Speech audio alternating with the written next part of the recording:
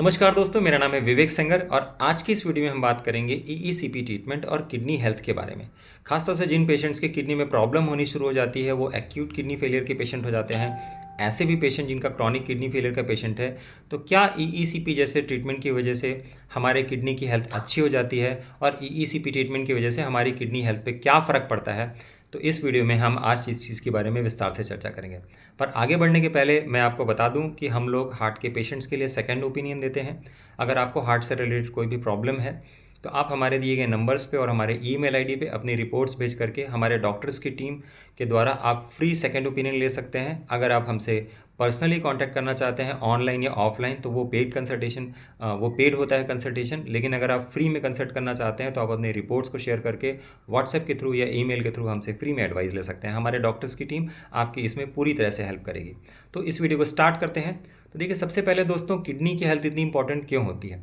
खासतौर से वो पेशेंट जिनको कि जब वो हार्ट के पेशेंट हो जाते हैं तो लंबे टाइम के बाद ये अक्सर देखा गया है कि उनकी किडनी भी डैमेज होने लगती है। और ख़ासतौर से ऐसे पेशेंट जो डायबिटिक भी होते हैं और ख़ासतौर से हार्ट के भी पेशेंट हो जाते हैं, तो ऐसे पेशेंट्स में किडनी की प्रॉब्लम देखना ये बड़ी आम सी चीज़ है।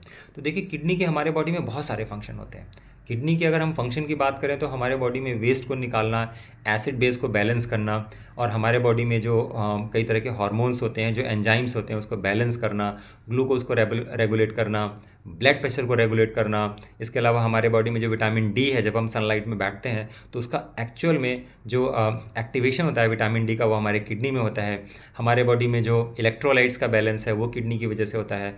फ्लूइड का बैलेंस हमारे बॉडी में होता है। हमारे बॉडी में जो फ्लूइड होते हैं, एक्स्ट्रा फ्लूइड होते हैं, सोडियम है, क्लोराइड है, उसको रिमूव करने के लिए भी किडनी का काम होता है। इसके अलावा अगर हम बात करें तो इस तरह के हमारे बॉडी में कई सारे फंक्शन होते हैं किडनी के।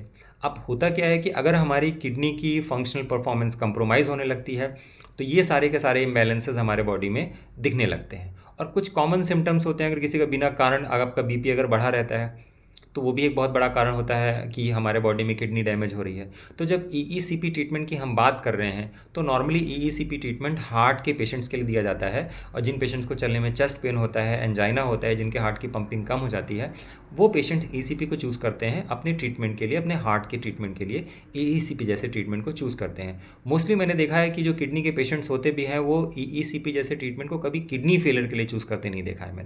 मैंने ब्रेन स्ट्रोक के पेशेंट्स को देखा है, मैंने डायबिटीज़ के पेशेंट्स को भी देखा है, नॉर्मल जनरल प्रिवेंशन के लिए भी लोग लेते हैं। लेकिन किडनी हेल्थ के लिए लोग कभी भी ईईसीपी ट्रीटमेंट को अलग से चूज़ नहीं करते। तो आज की इस वीडियो में जो क्लिनिकल डेटा है, जो क्लिनिकल रिसर्च है, उसके बारे में हम बात करेंगे, जो रिसर्च में पब्लिश किया गया है कि रिसर्च क्या कहती है।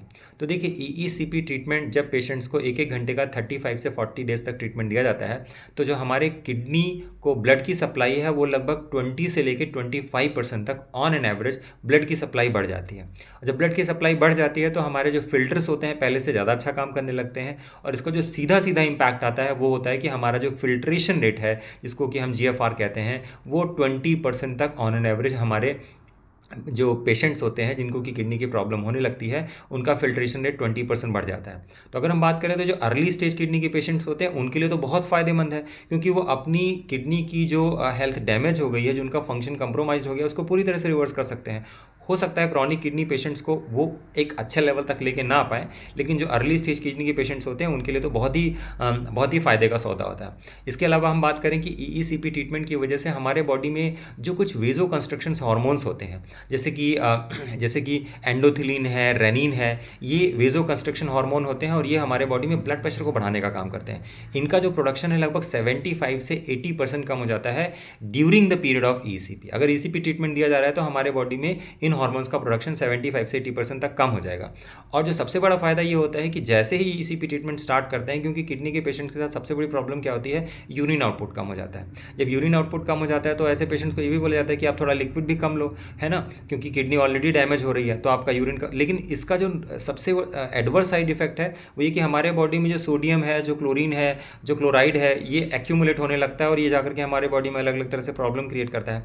तो क्या होता है कि जैसे ही हम ईसीपी ट्रीटमेंट स्टार्ट स्टार्ट करते हैं, हम देखते हैं कुछ ही दिनों के अंदर पेशेंट्स का जो यूरिन आउटपुट है वो बढ़ गया है। और ये हमारे बॉडी में से सोडियम और क्लोराइड जो होते हैं, इसको भी जो एक्सेसिव फ्लूइड है उसको बॉडी से फ्लश आउट करने का काम करता है। तो ओवरऑल मैंने देखा है कि अगर हम जो नॉर्मल तरीके से अगर देखें, तो जो मैंने अपने एक्सपीरियंसेस में देखा है कि पेशेंट का लगभग 0.5 से लेकर 1 तक अगर किसी का क्रेटिनिन लेवल बढ़ा हुआ है, क्योंकि नॉर्मली ऐसे पेशेंट अक्सर आते रहते हैं जिनका कि क्रेटिनिन लेवल लगभग 2.5 की रेंज में तो आराम से पहुंच जाता है, और उसके बाद कुछ लोगों का 3-4 की रेंज में पहुंच जाता है। उसके बाद तो पेशेंट पूरी तरह से CKD का पेशेंट हो जाता है और उसको ट्रांसप्लांटेशन के लिए बोला जाता है। तो ऐसे पेशेंट्स को मैंने देखा है कि उनका क्रेटिनिन लेवल भी अगर वो कुछ और ज़्यादा एक्स्ट्रा ना करें during the period of ECP, उनका क्रेटिनिन 0.5 से लेकर के 1 तक कम हो जाता है। और जो किडनी का फिल्ट्रेशन है वो भी 20% बढ़ जाता है। जब किडनी का फिल्ट्रेशन बढ़ता है तो सेहत पे तुरंत फर्क दिखाई देने लगता है, राइट। तो यहाँ पे और भी एडिशनल टिप्स यूज़ की जा सकती हैं कि अगर आप चाहते हैं कि आपकी किडनी का फंक्शन अच्छा हो तो ECP के साथ में और भी कई सारी चीज़ों का ध्यान रखें। जैसे हर दिन वॉकिंग एक बहुत इंपॉर्टेंट चीज़ है। आप जितना एक्टिव रहेंगे, जितना अच्छे से एक्टिव रहेंगे, उतनी आपकी बॉडी नाइट्रिक ऑक्साइड का प्रोड्यूस करेगी, और आपके बॉडी में जो इंसुलिन का एक रेजिस्टेंस बिल्डअप हो जाता है जो कि बॉडी के बाकी वाइटल ऑर्गन्स के साथ में किडनी के फंक्शन को भी ख़राब करता है, वो अपने आप ठीक होने लगेगा। तो ऐसे पेशेंट्स फिजिकली एक्टिव रहेंगे तो उनके लिए बहुत फ़ायदेमंद रहेगा। साथ में हेल्दी डाइट। हेल्दी डाइट में किडनी के लिए जो सबसे इंपॉर्टेंट चीज़ है वो है हेल्दी फैट्स आप लेना आपके लिए बहुत ज़रूरी है। हेल्दी फैट्स लेने से क्या होता है, हमारे बॉडी में जो एक तरह से खासतौर से उन पेशेंट्स की मैं बात करूंगा जो डायबिटिक भी हो जाते हैं और साथ में किडनी के पेशेंट हो जाते हैं, तो उनके लिए हेल्दी फैट से सबसे अच्छी चीज़ जो होती है ना कि ग्लूकोज का अपटेक बहुत अच्छा सुधर जाता है। हेल्दी फैट्स में आप घी ले सकते हैं, आप मस्टर्ड ऑयल ले सकते हैं, लेकिन ये मस्टर्ड ऑयल और घी आपको पता हो कि एक रिलायबल सोर्स से आया है, और आपका अगर ऑयल भी है तो वो एक्स्ट्रा वर्जिन ऑयल होना चाहिए, ना कि मार्केट का खरीदा हुआ ऑयल होना चाहिए। क्योंकि अगर आप मार्केट से खरीद रहे हैं तो हमेशा एडल्ट्रेट होगा, उसकी कोई गारंटी नहीं ली जा सकती, वो आपके लिए फिर उल्टे नुकसान ही करेगा। इसके अलावा स्मोकिंग है, छोड़नी पड़ेगी। अगर आपका डायबिटीज़ बिगड़ा हुआ है, आपका वेट बढ़ा हुआ है, तो उसके लिए आप जो कर सकते हैं वो करें। बाकी जो सारी की सारी हेल्थ केयर से रिलेटेड चीज़ें हैं वो सारी की सारी चीज़ें करेंगे तो उसका आपको एडिशनल फ़ायदा होगा, राइट। और ऐसे केसेस में पेशेंट्स के लिए ज़रूरी है कि वो अपना वाटर इनटेक बढ़ाएं, राइट, और अननेसेसरी दवाएं ना लें। अननेसेसरी दवाएं, क्योंकि बड़ा सिंपल सा कल्चर है। आज किसी को बुखार हो गया, फट से जाके दवा ले लिया, किसी को सर दर्द हो गया, हमने दवा ले लिया। ये सारी की सारी चीज़ें अल्टीमेटली जाकर के हमारी किडनी को ही सारी गंदगी साफ करनी है। तो किडनी को ठीक करने का ना एक सिंपल सा फॉर्मूला जो मैं बताता हूँ कि देखो, किडनी का काम है गंदगी को हटाना। अब गंदगी को हटाने के लिए या तो उसको ताकतवर बनाओ कि गंदगी को हटाए, दूसरा तरीका कि आप गंदगी फैलाओ ही कम। तो आप एक सही डाइट लें, सही फास्टिंग मेंटेन करें, फिजिकली एक्टिव रहें। तो ये सब के साथ में अगर आप ECP ट्रीटमेंट को ऐड ऑन कर लेंगे तो, और अगर आपका किडनी बहुत ज़्यादा डैमेज नहीं है तो बहुत अच्छा ऑप्शन है कि आप अपनी किडनी का जो डैमेज है ना उसको वहीं पर रोक दें। उसके आगे आपकी किडनी कभी डैमेज नहीं होगी। और आने वाले 2 साल 3 साल के बाद आप चाहें तो 15 से 20 घंटे का एक बूस्टर डोज ले सकते हैं। वो आपकी हार्ट की हेल्थ के साथ, आपके डायबिटीज़ के साथ, बॉडी के जितने दूसरे वाइटल ऑर्गन्स हैं उनकी फंक्शनल परफॉर्मेंस को अच्छा करने के साथ क्या मैं आपके किडनी के फंक्शन को भी अच्छा रखेगा। एक छोटा सा मैं केस स्टडी बताना चाहूँगा। मेरे एक पेशेंट थे, he met me in 2020, mister KP Sharma. उनकी एक ही किडनी थी और उनका भी क्रेटिनिन लेवल लगभग 2.9 के आसपास था, और he was IDDM patient, insulin dependent diabetic mellitus patient. उन्होंने हमसे ECP ली, उसके बाद मुझसे वो 2 बार बूस्टर डोज ले चुके हैं, और उन्होंने अपने खाने में एक बिल्कुल ऑर्गेनिक फूड पकड़ा और जैसा मैंने लाइफस्टाइल रिकमेंड किया उसको फॉलो करना शुरू किया। उनका किडनी का फिल्ट्रेशन रेट भी लगभग 30 की रेंज में था उस टाइम पे, जितना मुझे याद है जब मुझे पहली बार मिले थे, आई थिंक 2020 या 21 में।